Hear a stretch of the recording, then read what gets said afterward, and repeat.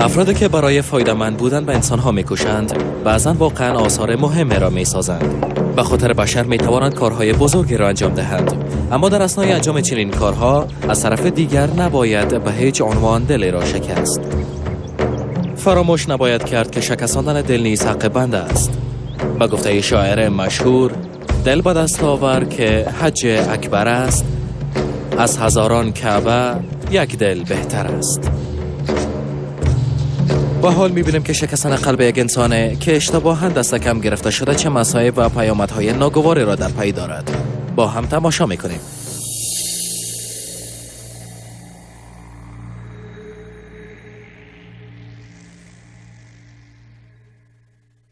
بفرمایید حاجی صاحب.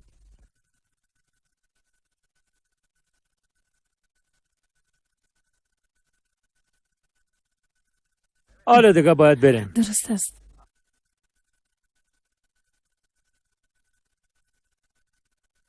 داماد رفته؟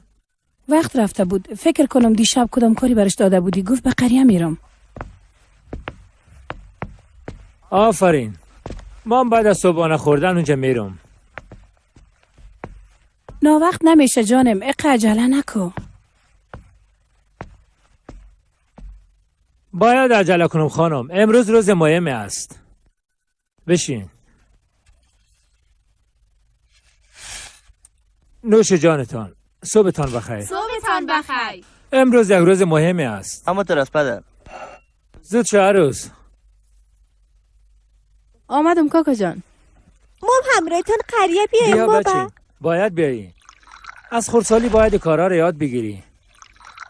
اصل جای تو همون قریه است. ما چطور بابا؟ تو دیگه کلان شدی. دخترها دو تو جاها نمیرن. سلامت باشی دخترم. سلام به همگی. نوش جان. زنده باشی رجب. بشین. چی کردی؟ همه چیز آماده است. لاسپیکرها را نصب کردم. شربت بردم. بعد از نماز پیشین قاریام همونجا می باشن. بسیار خوب. اگر امروز کل اهالی قریه همونجا حاضر می بودن خوب میشد.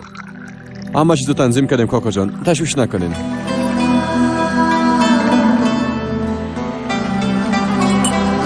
نزد که به خاطر خدمت به انسان‌ها یک میخوام میکوبه، خداوند حتما او را غرق رحمت خود کرد. خدا خیرش بده. همیشه در کارهای خیر پیش قدم است. خداوند بیشترش نصیب کنه. چقدر خوب. خداوند به ما هم نصیب کرده که به مردم خدمت کنیم. باید تمام سعی خدا کنیم. کاش که فرزندای ما تحصیل کرد از اینجا نمی رفتن. بعضی اوقات دلم میشه که ما مثل که خانواده حاجی محمد زندگی میکنن زندگی کنه. کاش همیشه یک جای می بوده. کافیست که قلبا با هم نزدیک باشه خانم. فرزندای ما هم در گوشه وطن خدمت میکنن و باعث سربلندی ماستن. این چیز کم است. باید افتخار کنی. البته که افتخار میکنم. بعضا دلم میخواد کنه اینجا باشه. زندگی است دیگه. هر کس به قسمی باید خدمت کنه. خب من میرم. شما صبحانه‌تان بخورین. کجا میری پدر؟ با سلمانی. بعد از اون بوتا خود از کفاشی میگیرم. میرم پشت خانه حاجی سعید و باز یک جای میرم. اشتیای خوب. بشینین. برکت دسترخوان کم نسازین. براق تا آمدن ما تیار باشی. خب درست است بابا جان. خداحافظ بابا جان.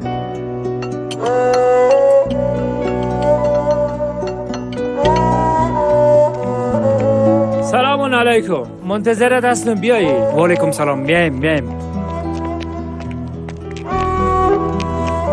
سلام علیکم. سلام علیکم دوستان. منتظرتان هستم بیایی. سلام علیکم دوستان.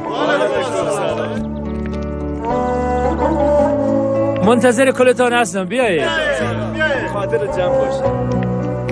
بفرما. سلامت باشی. دست درد نکنه. همین چای زود بخورم که بازاجی سرم کار نشه. کلان آدم ها شدن. هنوز هم مثل اطفال سر یک دیگه قار میشین. نمیفهمی ما جر و بس کردن بسیار خوش داریم. از طفولیت به این طرف همو تو آزارش میتونیم. یک کمی که امراش بس کردی قار میشه. باز سر صدای حاجی محمد در آسمان ها شنیده میشه.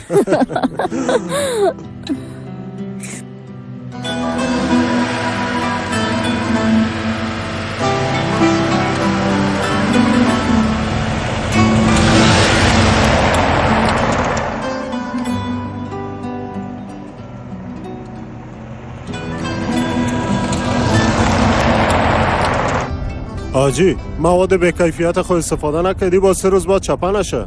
چرا چپه شوه؟ اینقدر کار خیر انجام دادم کدامش چپه شده؟ تو میخوای من عصبانی کنی؟ هنوزم مثل خورترکیایت واری هستی. وقتی که میفهمی حاجی صاحب خیلی چرا کار میشی؟ گپای من شوخیست. کار اگر نشون باز که مزه میته.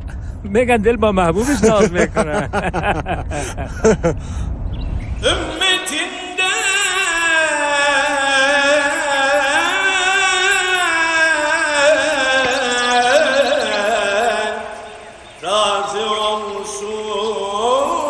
این پولم هم میخواستم جور کنم اما نصیب تو شد و قدرم بد نشد. استوار به نظر میرسه. آه سعید همینجا مارام نمیباشی. سعادت بس است. اگر سر کارت همراه من است. درست است. خداوند دیر نصیب ما کرد. گفتم مسجد جور میکنم اما نصیب تو شد. چه فرق میکنه؟ ما انسان هایی هستیم که ثروتی را که خداوند به ما داده برای خیر مصرف میکنیم. خدا رو شکر. زنده و سلامت باشی.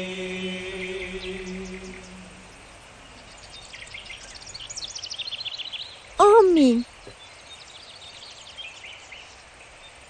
آمین. کاکا جان بخیزم که افطار کنیم. درست است. بخی سعید. بیا قرار درست.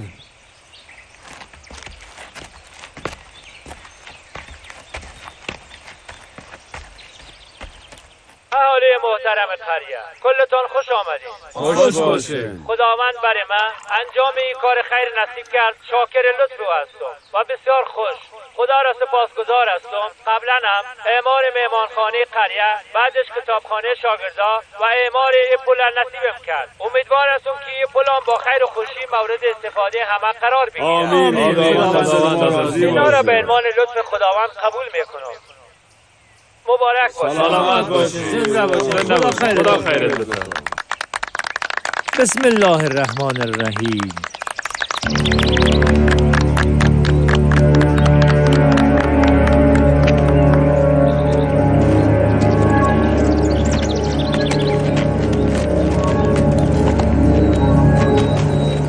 تا کی کارایی را که انجام دادی برای مردم میکشی؟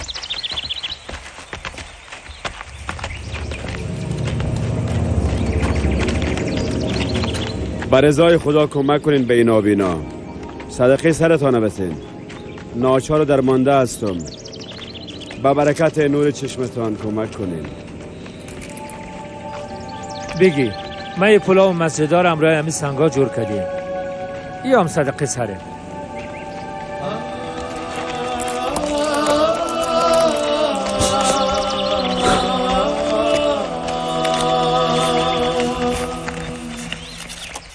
خدا بینایی چشمه، بینایی قلب بده. خدا خیرت بده. خدا تو را از بلا و مصیبت نگاه کنه. خدا عمر درازت بده. خدا خیرت بده. آمین. تو را از راه ایمان دور نسازد.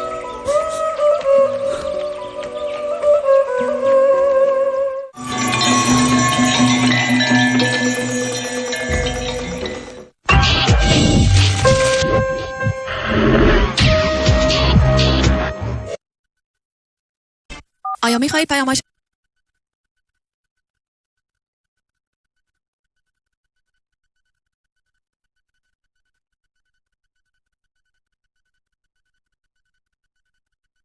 نصیب کنه دیگه کارهای خیرم انجام میدم. حاجی بیا کارت دار. چی؟ چرا این کارا کردی؟ چرا او رو خفه ساختی؟ باید دعایش هم گرفتی. من به دعای او ضرورت ندارم.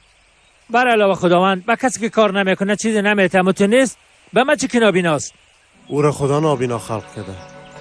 گریه دادی و خفه ساختیش قلبش شکستاندی. اگه گپی میزدی که دلش به دست می آوردی و قلبش آرام می ساختی شاید گفته های تو مایه امید او شده و به او رای نشان میداد.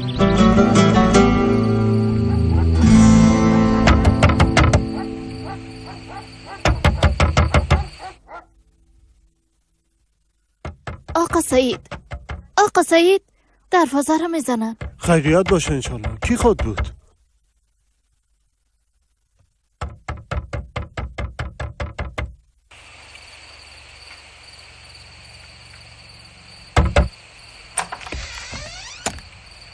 غفار؟ بفرما بچم چی گپ است؟ حاجی کاکا پدرم بسیار مریض است. پیش دکتر قصبه رفتم. مامم را یک مریض عاجل به شهر رفته. شما شاید در شهر کدام شناس داشته باشین. فوراً یک دکتر پیدا کنیم. درست است پیداش میکنم بچه. عجله نکن بیا داخل. من میرم کالای خودم میپوشم و پس میام. من حالا به شهر رفته و دکتر میاریم نگران نباش. خدا خیرتان بده. شما رو پریشان ساختم. رفاقت و انسانیت وقت نداره بچه. من زود میایم.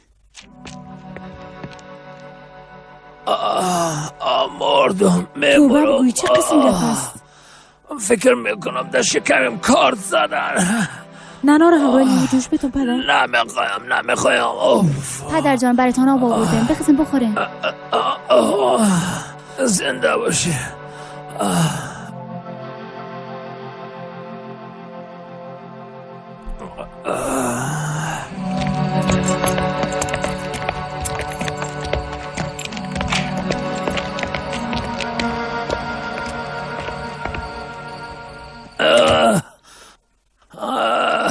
سلام علیکم. و علیکم آجی سعید. خوش آمدین دکتر صاحب. بفرمایین. خوش باشی خاله جان. محمد چی شده؟ نیک رفته نیستی بخیر؟ چشمت روشن از شرم نجات پیدا میکنی. توبه بگو. او وقت باز ما کی رو آزار بتون؟ فهمیدم. نیک تعمیر مکتب ابتدایی را که جرم میکنم از جگرخونیش به سر مریضی افتادی. پدر دکتر صاحب آمده شما رو معاینه میکنه. حاجی کاکا چطور هستن؟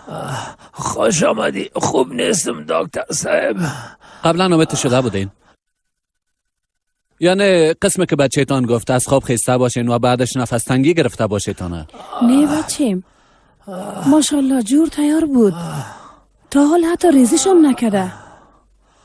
تا حال دیو نزدش. تا این کل ما رو گور نکنه نمیره. شاید به خاطر که زیاد باقولی خورده تو شده. اگه میخوری یک پتنوس پر است. خلاصه گپی که تشخیص کردن نتانستم. آیا استفراغ، تب و یا اسهال داره؟ نه دکتر صاحب. فشارش هم نرمال است، قلبش هم نرمال است. عجیبه. دکتر صاحب درد زیادی را در شکمم احساس میکنم. فردا با شفاخانه بیارمش. ما میره میگفتم کاکا سعید باید بعض آزمایشات خون و ادرار انجام بدیم تا وضعش بدتر نشد حتما بیارنش. آزمایشات و معاینات انجام داده به نتیجه خود رسیدیم. تشکر دکتر. خدا خیرت بده. تو رمز آمد دادیم. خواهش میکنم. این وظیفه ماست کاکا سعید. هیچ فرق نمیکنه. تا صبح استراحت کنه. فردا بازم میبینه. شب بخیر. شب بخیر بچیم. من شما رو همراهی میکنم دکتر صاحب. فیستون چقدر میشه دکتر صاحب؟ فیس میس نمیخوایم. اگه از محمد کاکا که به شفاخانه ما قدر کمک کرده پیسه بخوایم باز در اون طرف حسابش دادن نمیتونم. خیر ببینی بچه. زنده باشی. شفای عاجل. تشکر. خداحافظ. خیر ببینی بچیم. خداحافظ. خدا شفا بده زینت خانم. جگر خون نشون. تا صبح جور تیار میشه. من خب باید برم. سلامت باشی آجی. خدا حافظت راضی باشه. با مسایی کن. با ملایمام خبر بتم یا که هستی. این آزابتون همه زیبه. روانش کن. 0.5 کیلو خینه هم بگی. نه اما تو خنده کو. صبح باز میبینه. خوب استراحت کو. سلامت باشی. خدا ازت راضی باشه. شما را برسانم کاکا سعید. من خودم میرم. زنده باشی بچه. بیا زود از آن صبح کم مانده مسجد میرم. درست است. سلامت باشین. تشکر. خدا شفا بده. انشالله زود خوب شد. انشالله. تشکر. خدا حافظ.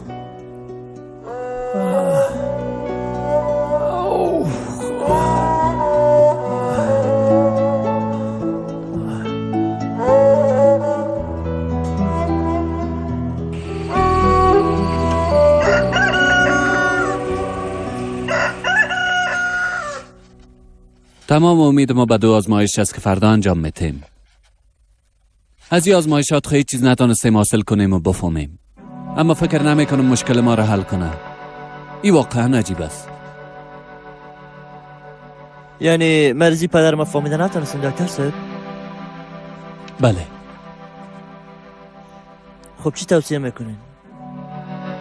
یگانه چارهش همیست که بر اطمینان بیشتر به شفاخانه‌های مجهز استانبول ببرنش. اما مطمئن هستم اونجا همه چیزایی که من گفتم میگن. اگه بدل ما باشه مریض به خانه ببرین و تا یک مدت دوایی را که نوشته میکنم برش بتین و منتظر باشین. روال بیماری و تاثیر دواها ما را به یک نتیجه خواهد رسان. اما بازم قدرم خوشبین نیستم. یعنی تو به نظر میرسه که آجی کاکا به سر خود بود. اما این مدت باید بدون درد و رنج سپری کنه. این کارم انشالله خواد کردیم. فهمیدم. آجی صاحب تو را چی کرد؟ اوف بسیار درد دارم. بیا دخترم. حاجی صاحب یک لحظه بیشینین. ببینین دخترم برات نان آورده. پدر جان باید بخورین. یک دو لقمه بخورین، روزاست که غذا نخوردین. اشتها ندارم دخترم، سلامت باشی. چیزی دلم نمیشه. باران میباره؟ بله پدر. رحمت است بباره. نمیخوری؟ نه خانم پسال میخورم، خوابم گرفته. درست است، پس ببریش. به رضای خدا کمک کنین به این نابینا. من یه پلاو مسجدار همراه همین سنگا جور کردیم.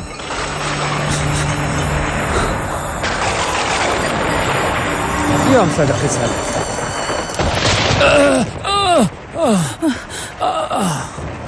حاجی صاحب چی شده؟ کابوس دیدم خانم. هنوزم باران میباره. چنان میباره که آسمان پاره شده باشه.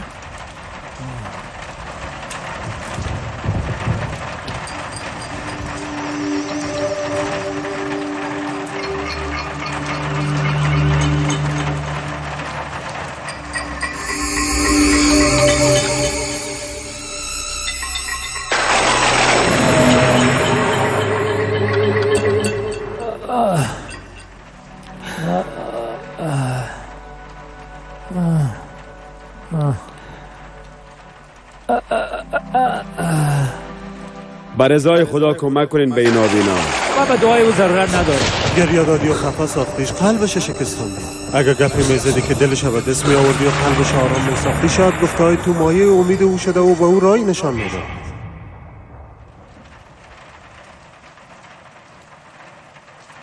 حاجی خوب هستی؟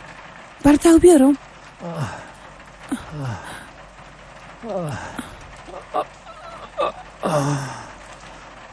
بیا.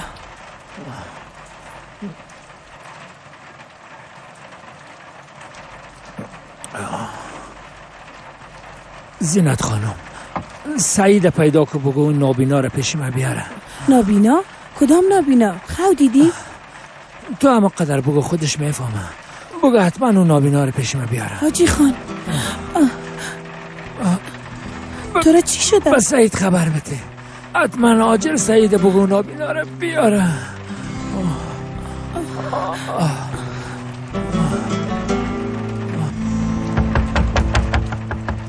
السلام علیکم و رحمت الله و برکاته. السلام علیکم.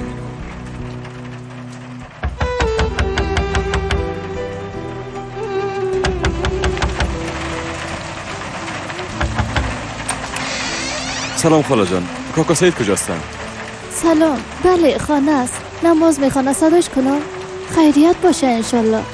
آمدم خانم آمدم. بگو بچه چی گپ شده؟ کاکای من روان کرد کاکا سعید. گفت تو نابینا را پیدا کو و او را پیش ما بیار. شما میشناسینش؟ نابینا؟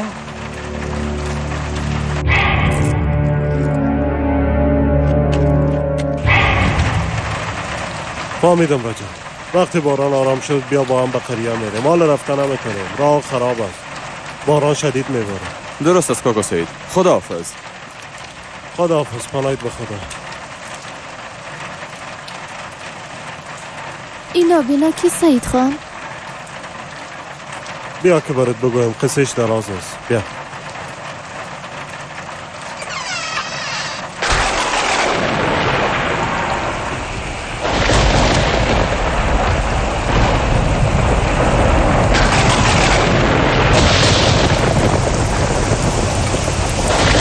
این نابینا کی است کاکا سعید؟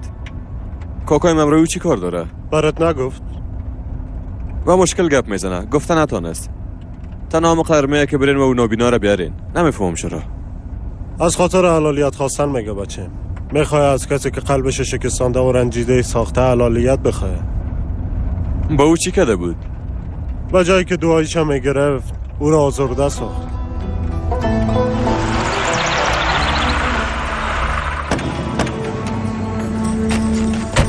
او خدای من، ای شپه شده. کاکا سعید، این پل خونه جور شده بود. چطور امکان داره؟ ساخت دست انسان است. سر و زیرش سنگ است. کدام کمبودی داشته که خراب شده. و هم که حکمت خداست. از او بازخواست نمیشه.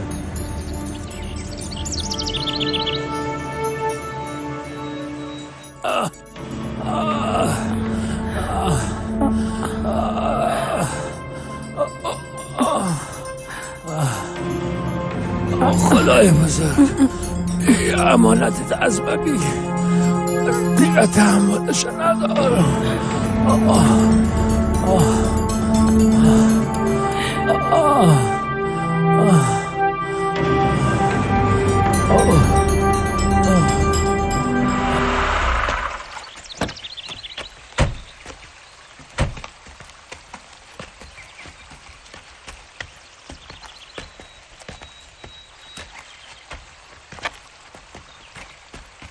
سلام علیکم. و علیکم سلام. خوش آمدین. خوش آمدین برادر. مرا شناختی؟ چطور نمیشناسم؟ آمدیم که تو رو به محله ما ببریم. خیریت باشه. چرا؟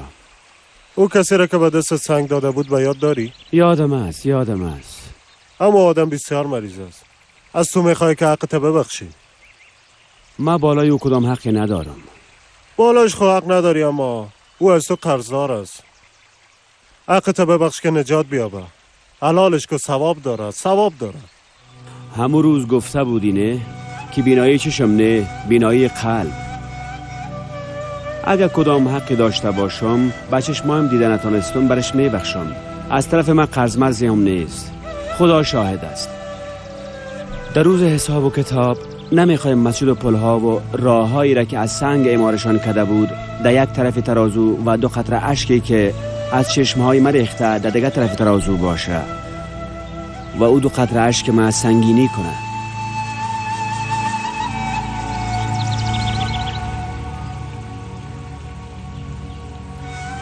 خب خدا ازت راضی باشه. سلامت باشی.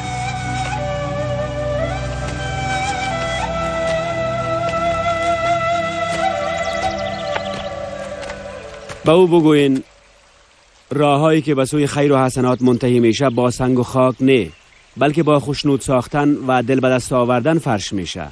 این راهها و پلها یک روز خراب میشن، اما عملی که دل خوش ساخته تا ابد باقی خواهد بود. خداوند هم از او و هم از شما خوشنود راضی باشه. حاجی با آرامش به حضوری و میرم.